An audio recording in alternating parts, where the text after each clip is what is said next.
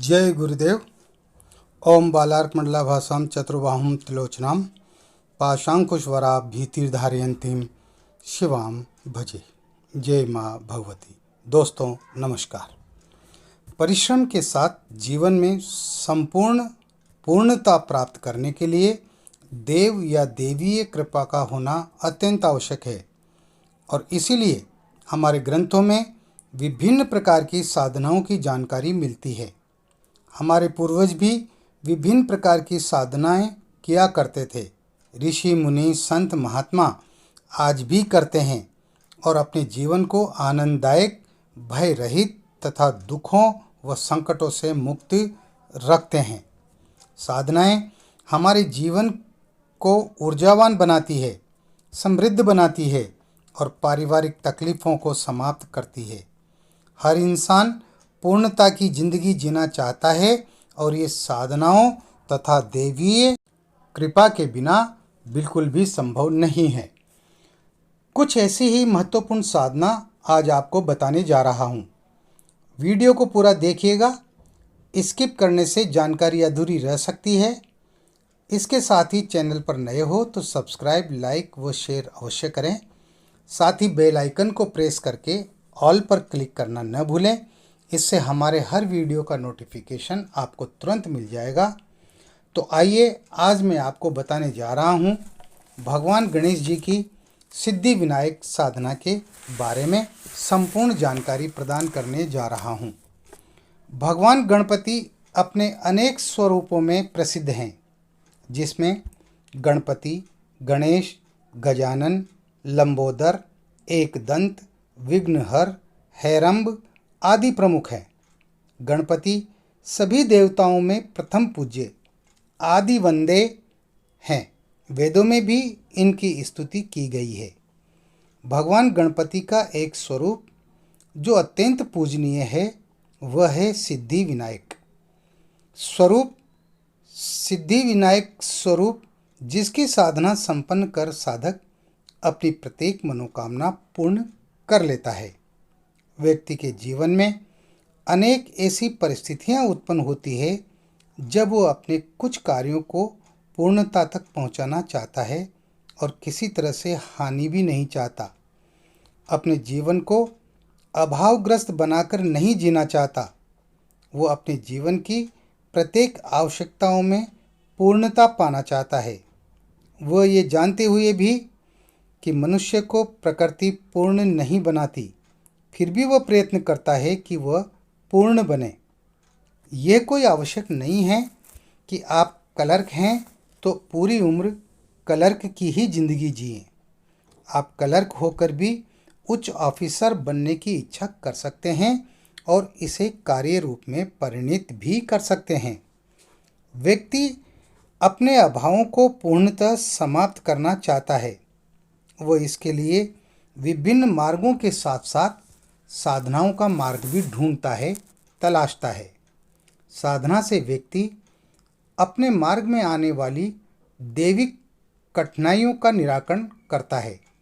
वह इनसे अपनी सामाजिक अवस्थाओं में भी अपने अनुरूप परिवर्तन ला सकता है और अपनी इच्छाओं की पूर्ति के लिए वह इन साधनाओं को संपन्न करता है।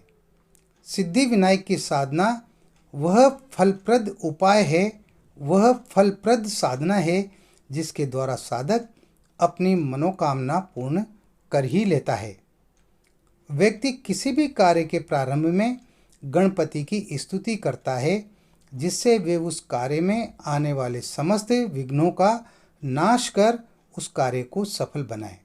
और जब प्रथम पूज्य गणपति की साधना स्वतंत्र रूप से वह भी इनके सिद्धि विनायक स्वरूप की साधना की जाए तो साधक की मनोकामनाएं पूर्ण होती ही होती है। इसमें बिल्कुल भी संशय नहीं है, बिल्कुल भी शक नहीं है, संदेह नहीं है।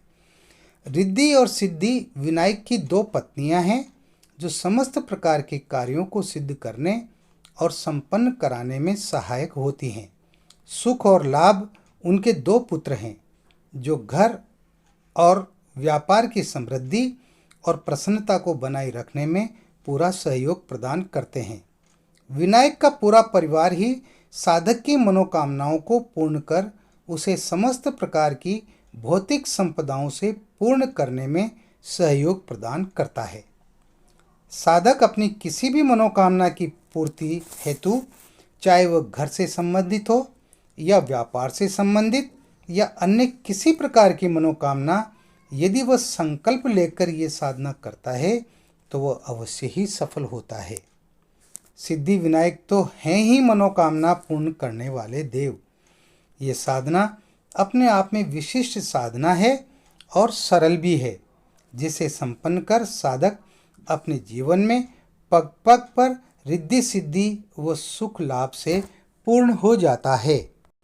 मैं चाहता हूँ हर साधक को, हर व्यक्ति को ये साधना करना ही चाहिए। इस साधना को स्त्री या पुरुष कोई भी कर सकता है। इसमें किसी प्रकार का कोई बंधन नहीं है कि इस साधना को केवल पुरुष ही कर सकते हैं। हमारी माताएं, बहनें भी इस साधना को पूरी श्रद्धा और विश्वास के साथ कर सकती हैं। इस साधना को कैसे किया जाए, इसमें क्या क्या आपको ध्यान रखना है, उसके बारे में अब मैं आपको संपूर्ण जानकारी प्रदान करने जा रहा हूं। ध्यान से सुनिएगा। इस साधना को आप किसी भी शुक्रवार को संपन्न कर सकते हैं। यह एक दिवसीय साधना है। कहने का मतलब 3 दिन, 5 दिन, 11 दिन आपको ये साधना नहीं करनी, सिर्फ एक दिन करनी है, शुक्रवार के दिन। इस साधना को आप दिन में किसी भी समय या रात्रि में 9 बजे बाद कभी भी संपन्न कर सकते हैं। या तो आप दिन में कर लीजिए या आप रात्रि में कर लीजिए, ये आपकी सुविधा के अनुसार है। अपनी सुविधानुसार आप इस साधना को कीजिए। जब भी साधना शुरू करें, स्नान करके पीले वस्त्र धारण करना है। अगर आपके पास गुरु पीतांबर है तो उसे भी धारण कर लें। हर साधक के पास गुरु पीतांबर होना चाहिए। आप कोई भी साधना या मंत्र जप करें, गुरु पीतांबर ओढ़कर ही करें। मैं आपको बता दूं, गुरु पीतांबर भी रक्षा कवच ही होता है। गुरु पीतांबर भी हमारी रक्षा करता है जब हम साधना करने बैठते हैं, मंत्र जप करने के लिए बैठते हैं। आप अपने पूजा कक्ष या साधना कक्ष में पूर्व या उत्तर की ओर मुंह करके बैठें। आपका आसन पीला होना चाहिए। अपने सामने लकड़ी के बाजोट पर सफ़ेद वस्त्र बिछाकर एक ताम्र प्लेट में हल्दी से गम बीज हल्दी से अंकित करके उस पर सिद्धि विनायक यंत्र स्थापित कर दें। यह यंत्र आपको पूजन सामग्री की दुकान पर मिल जाएगा। आप वहां से खरीद लें और साफ पानी से धोकर, गंगा जल से धोकर और ताम्र प्लेट में आप इसको स्थापित कर दें और इसका भी आपको पंचोपचार पूजन करना है।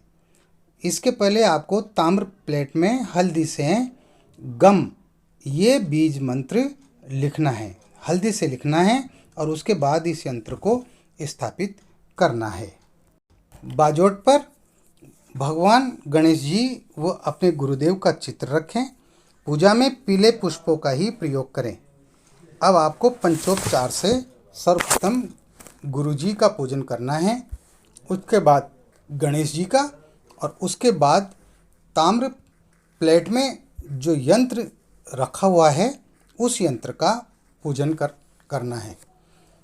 स्नान कराएं, तिलक लगाएं, अक्षत चढ़ाएं, पीले पुष्प चढ़ाएं, सुगंधित धूप दीप अगरबत्ती जलाएं व घी का दीपक जलाएं।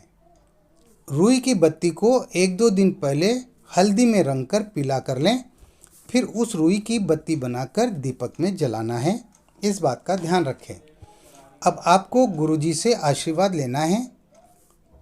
अपने दाएं हाथ में थोड़ा सा पानी लेकर हथेली में और संकल्प बोलें, हे गुरुदेव, मैं अपना नाम बोलें, गोत्र अपना गोत्र बोलें। एक दिवसीय भगवान गणेश जी की सिद्धि विनायक साधना करने जा रहा हूँ। आप मुझे सफलता का आशीर्वाद वो आज्ञा प्रदान कीजिए। ऐसा कहकर आप उस हथेली के जल को पृथ्वी पर छोड़ दें और गुरुजी को हाथ जोड़कर प्रणाम करें। इसके बाद रुद्राक्ष या स्फटिक माला से गुरु मंत्र की एक माला करें। यदि आपके गुरु डॉक्टर नारायण दत्त श्री माली जी हैं तो ओम परम तत्वाय नारायणाय गुरुभ्यो नमः इस मंत्र की एक माला करें। और यदि आपके कोई गुरु नहीं हैं तो भगवान शंकर को गुरु मानते हुए ओम नमः शिवाय मंत्र की एक माला करें। इसके बाद पीली हकीक माला से निम्न मंत्र की 51 माला मंत्र जप करना है। आपको एक साथ 51 माला मंत्र जप करना है, बीच में उठना नहीं है, लगातार करना है। जब 51 माला मंत्र जप हो जाए तभी आप उठ सकते हैं, इस बात का ध्यान रखना है। मंत्र इस प्रकार है, ओम श्रीम गम श्रीम श्रीयत्वम सिद्धये फट। ओम श्रीम गम श्रीम श्रीयत्वम सिद्धये फट। मंत्र का अच्छी तरह से याद कर लें। आप डिस्क्रिप्शन बॉक्स में भी से भी लिख सकते हैं और स्क्रीनशॉट लेकर के भी आप याद कर सकते हैं। मंत्र कंठस्थ याद होना चाहिए, कागज़ में देख कर के आपको मंत्र जप नहीं करना है। इसलिए मंत्र को पहले अच्छी तरह से याद कर लें। उच्चारण एकदम शुद्ध होना चाहिए। जब 51 माला मंत्र जप हो जाए उसके बाद 15 मिनट तक ताम्र प्लेट में रखे यंत्र पर जल चढ़ाना है। यानी मंत्र बोलते हुए 15 मिनट तक आपको जल चढ़ाना है। अगले दिन माला व यंत्र को नदी में विसर्जित कर दें और प्लेट के जल को पूरे घर में छिड़क दें। जिसने भी इस साधना को पूर्णता व श्रद्धा विश्वास के साथ किया है उसे अवश्य ही सफलता प्राप्त हुई है। आप भी कीजिए इस दुर्लभ साधना को और अपने जीवन तथा परिवार को सुखमय बनाइए। इस वीडियो में इतना ही। मिलते हैं एक और नई वीडियो में नई जानकारी के साथ। तब तक देखते रहिए सिद्ध साधनाएं चैनल पर विभिन्न साधनाएं व मंत्र प्रयोग। आप हमेशा खुश रहें, प्रसन्न रहें, हंसते मुस्कुराते रहें। कल्याणमस्तु। जय गुरुदेव।